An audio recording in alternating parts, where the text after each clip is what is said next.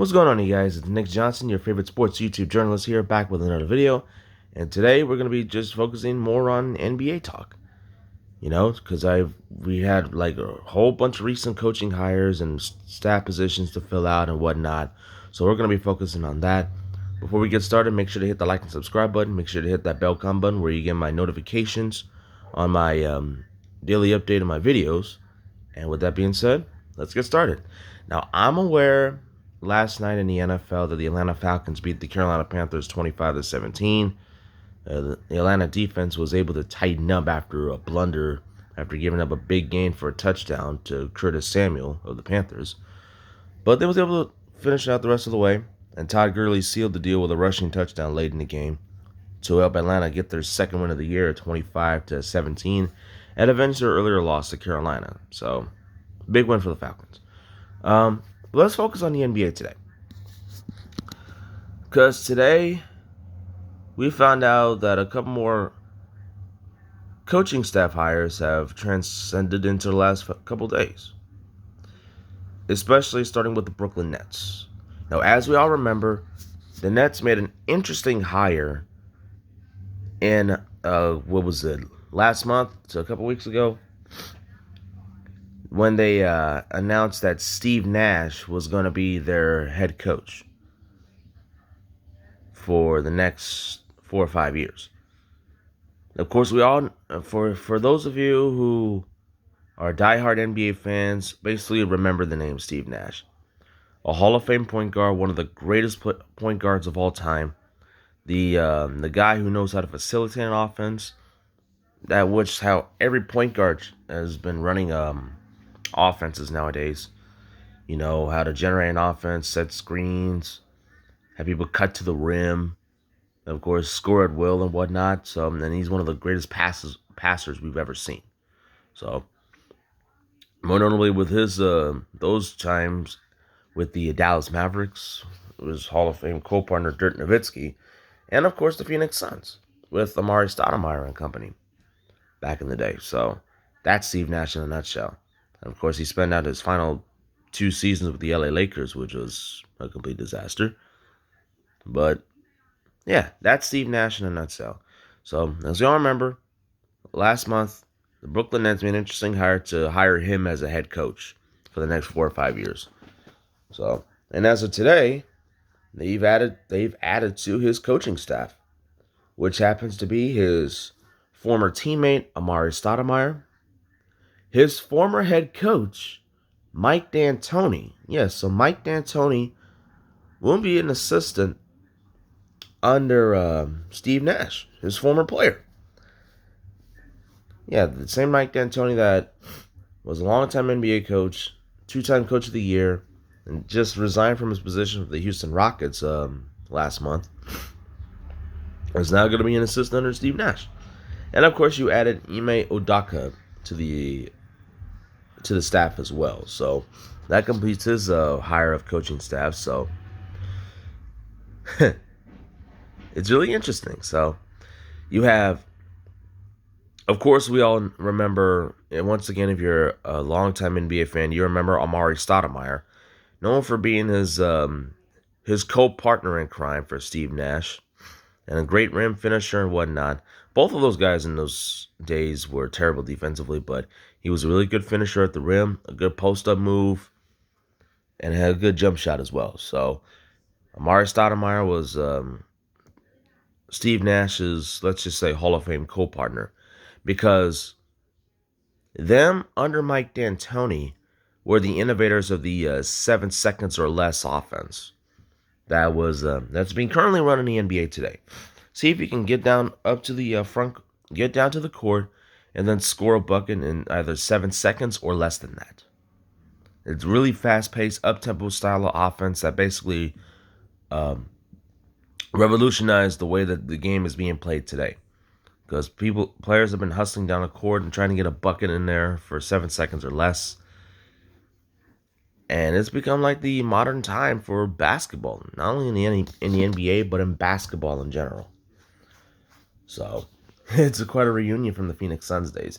And of course, the type of successes that they had back in Phoenix back in the day was three different trips, rather two of them under D'Antoni, two different trips to the Western Conference Finals in 2005 and 2006.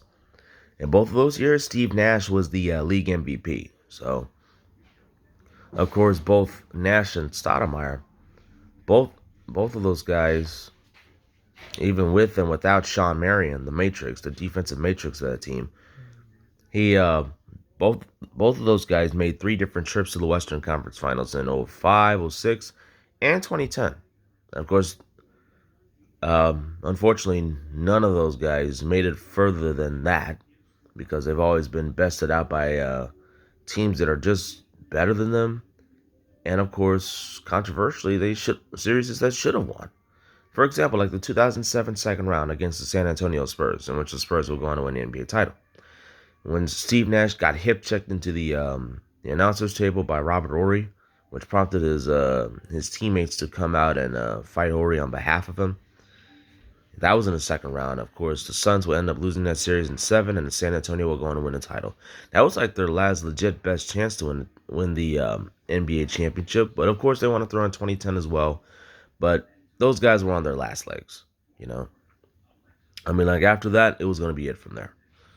So yeah, it's a really good reunion between Nash, Stoudemire, and D'Antoni, all going to be coaching in the same staff for the Brooklyn Nets. And of course, I can't forget Ime Udoka, who is a longtime assistant coach as well. After serving a 7-year stint as an NBA player in the league, he joined Greg Popovich's coaching staff of the San Antonio Spurs. From 2012 to 2019 is how long he served under Pop, including his first 2 years as an assistant coach, back-to-back trips to the NBA Finals, in which they changed from a simplistic play style around Tim Duncan into a much more fast-paced, say, ball movement style, you know, which guided them to back-to-back finals in 2013 and 14, winning the 2014 version, of course. And both of those matchups were against the big three of the Miami Heat with LeBron James, Dwayne Wade, and Chris Bosh. That wasn't until last season where he joined the Philadelphia 76ers as an assistant coach under Brett Brown, who's already been fired. So Udoka has a good resume. And that could be able to help solidify and hopefully find a play style that really fits the play style of the Brooklyn Nets so far, with Kevin Durant and Kyrie Irving leading the charge on the field. So, rather on the court. So, and with that being said, speaking of KD and Kyrie, with these hires and the full healthy versions of both Kevin Durant and Kyrie Irving, the Brooklyn Nets may have a shot.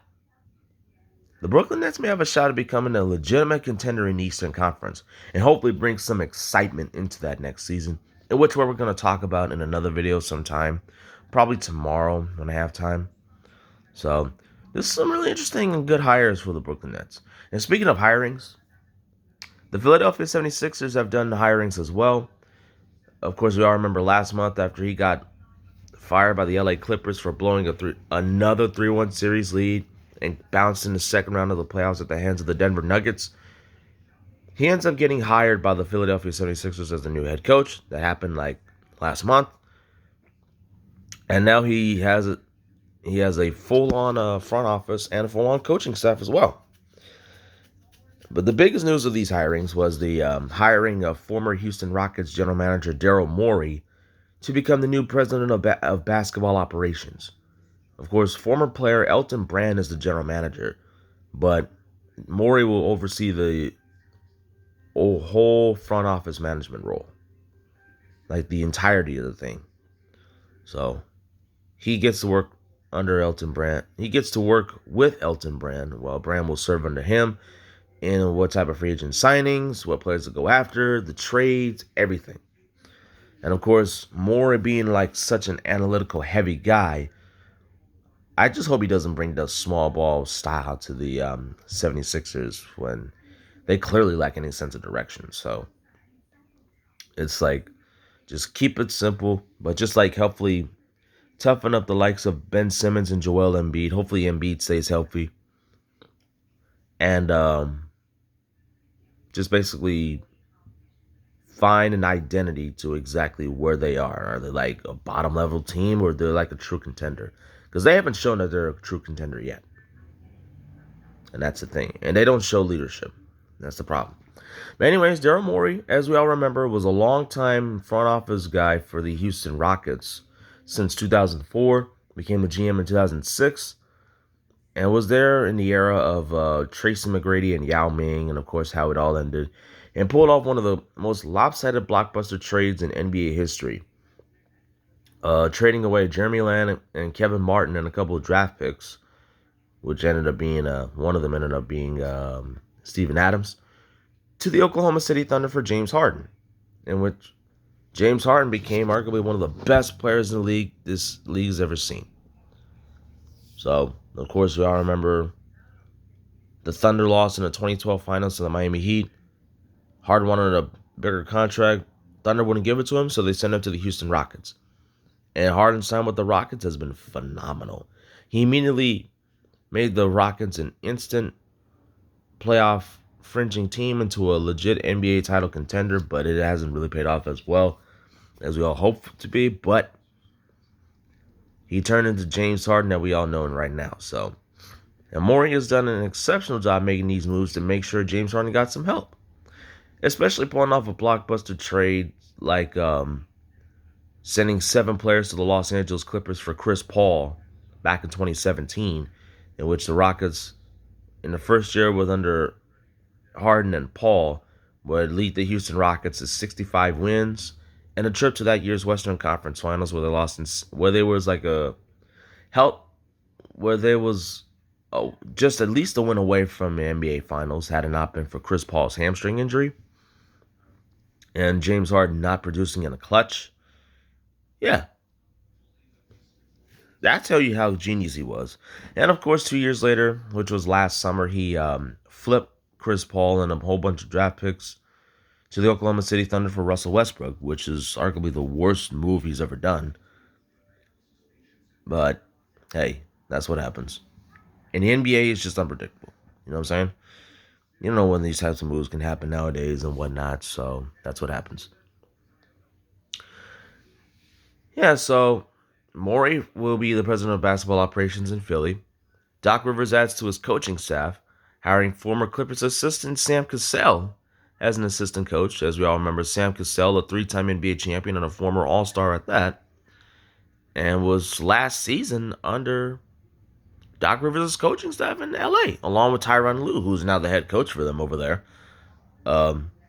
So he has a good resume. So he gets to rejoin Rivers and his coaching staff in Philadelphia. And also to add to that, they also hired Pete Dominguez, who was a video coordinator for the Clippers, as an associate coach as well. So some pretty good hires left and right for Philly. Hopefully that they can find exactly who they are in Eastern Conference and as a franchise, you know.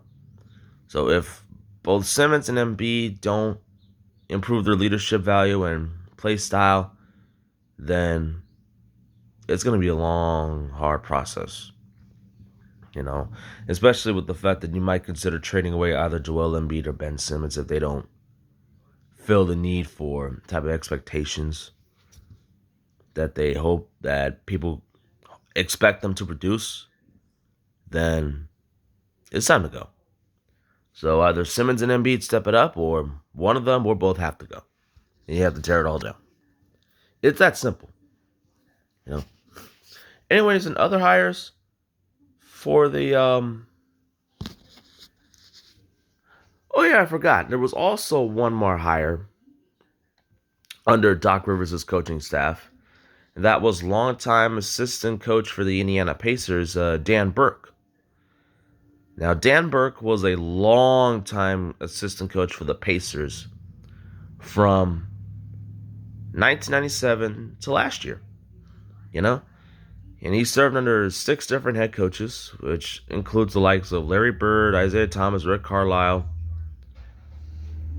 Jim O'Brien, Frank Vogel, and Nate McMillan recently, you know? And, of course, he was there for it all when the Pacers made multiple trips to the Eastern Conference Finals under Bird, Carlisle, and even Vogel. And, of course, made their only ever trip to the NBA Finals in 2000, where they lost in 6 games to the LA Lakers, led by Kobe Bryant and Shaquille O'Neal. So he's been through it all, and he has a very good resume. So he too will be under Doc Rivers' coaching staff as well. So with that being said, hopefully they'll do something in Philadelphia and get the best out of Embiid and Simmons, and hopefully they can improve their play style, and hopefully Embiid can stay healthy. Now another hire for the Houston Rockets, as I mentioned earlier, is that they finalized a deal with Stephen Silas to become their new head coach for the next 4 or 5 years. Stephen Silas will be the head coach of the Houston Rockets for the next 4 or 5 years, and he has a lot on his plate. Now, Silas is known for having like 2 different stints as a longtime assistant coach for the Charlotte Hornets, and originally when they were the Charlotte Bobcats as well.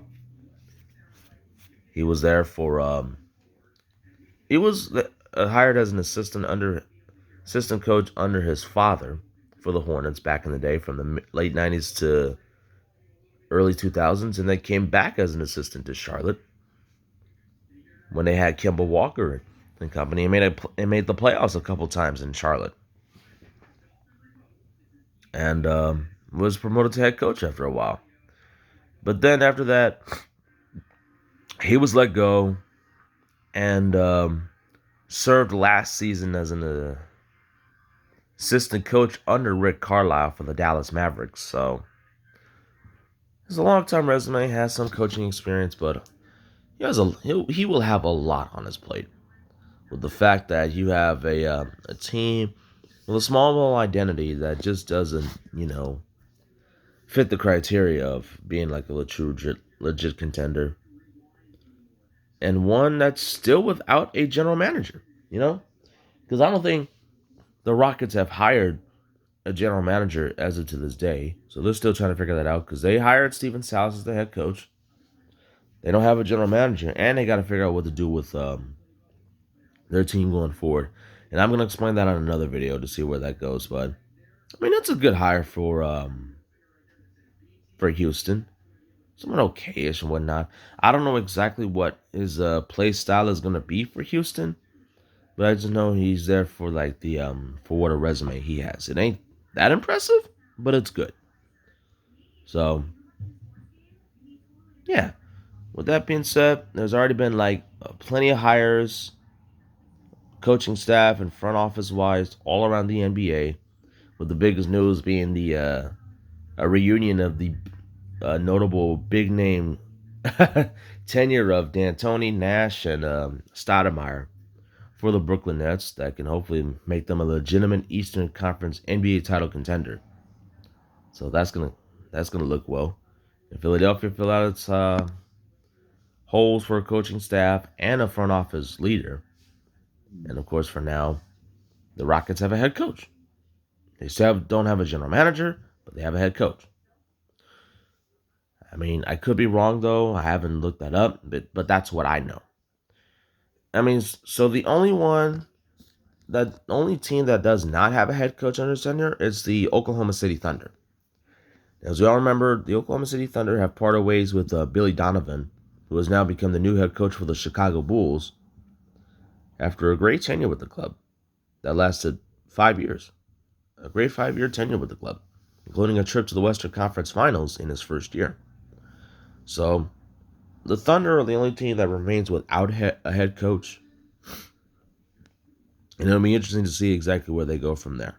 Especially when you have like a whole plethora of first-round draft picks and a great group of young pieces to add to it. Or rather, you have one really good piece that you want to build around, and Shai Gilgeous-Alexander. And of course, the biggest question of what to do with Chris Paul. Do you want to keep him? Because he's become like the biggest name of trade targets this offseason for teams who are contending for an NBA title, a la the Milwaukee Bucks and the Los Angeles Lakers, who just won an NBA title a couple weeks ago, looking to add to a championship caliber roster. And it'll be interesting to see where that goes. So, yeah, but anyways, that's all I have for you in today's update in the world of sports. Make sure to hit the like and subscribe button. Make sure to hit that bell icon button where you get my notifications on when I'm going to post my next video.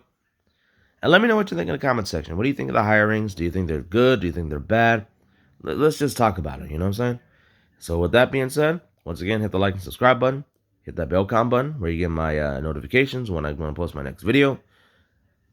Let's have that conversation in the comment section. And with that being said, I'm Nick Johnson, your favorite sports YouTube journalist, and I'm out. Peace.